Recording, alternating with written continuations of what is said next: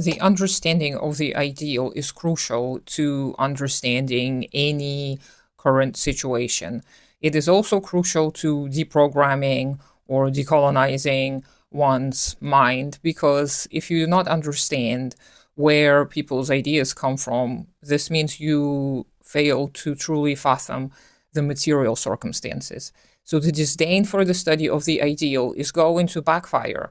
So you have to study the ideal from a dialectical standpoint. You have to understand that ideology is not born just out of pure ignorance or pure poverty. It is the combination of many factors. So you have to look for the key contradiction. Just as usual with dialectics, you always have to find a contradiction.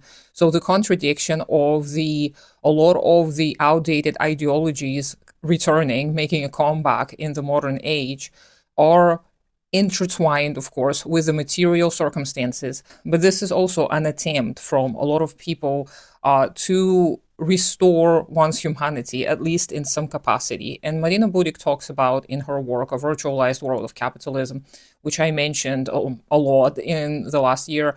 But also when you study the ideal according to Ilyenkov, it becomes quite apparent that this is a necessary part of understanding modern geopolitics. A lot of archaic ideologies, especially religious extremist ideologies, making such a comeback is not an accident, and it is not just because the people are backwards. The people tend to strive towards such ideologies in times of dire need. You need somebody to come and rescue you, so it becomes so much easier for you to fall prey to cults and all kinds of religious overzealous mentality, because they give you a very clear right and wrong. They give you us versus them mentality, which is very easy to succumb to, and which a lot of people think they are not falling for.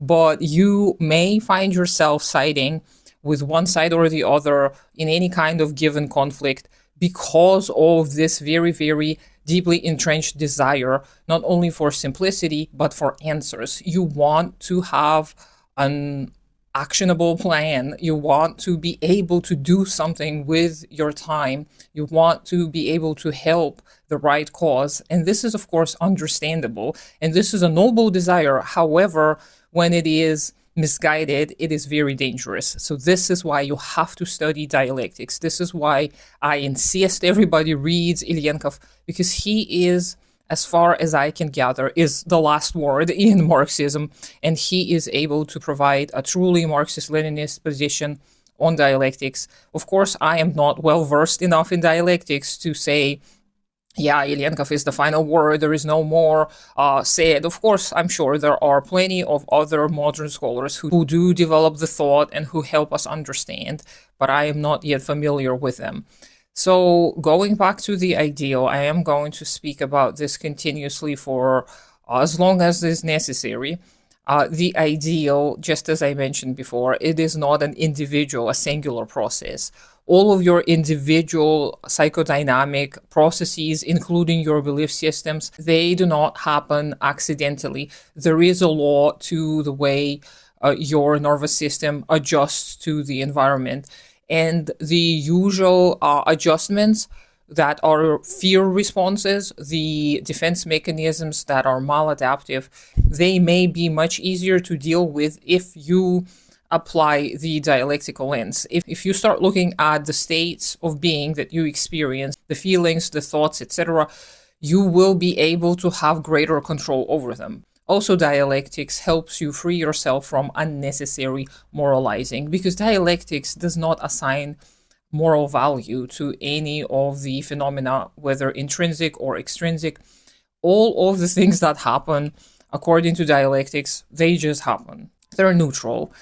They're neither good nor bad. So once you start moving away from good and bad dichotomies, once you start looking at the events as they unfold in quantity and in quality, this is when you will be able to see the negation of the negation, which is Every single process bears in itself its own end, and inevitably it gives birth to the next stage or the next form of the process. And then you will also be able to see the unity aspect of the process of negation, that in every new phenomena, the seed of the old is going to still be present, whether it's going to be present as an anachronistic tendency or whether it is going to be transformed by the newer qualities into something positive is going to depend on some circumstances. But every single new ideology, every single new phenomena, every single new change to the material reality is going to bear within itself the seed of the previous one. And this unity and struggle of the opposites is a never-ending process. Once we achieve socialism, we're going to strive towards communism. Once we achieve communism, we're going to strive towards something else. Contradictions are going to continue to arise. This is the law of the universe. There is never an end goal for us to stop at. There is never going to be a perfect utopia where everybody is going to be happy forever. Issues and problems are not going to be erased once we reach socialism and communism. But whatever contradictions are going to come in the future, we don't know yet. We have plenty of contradictions to resolve right now.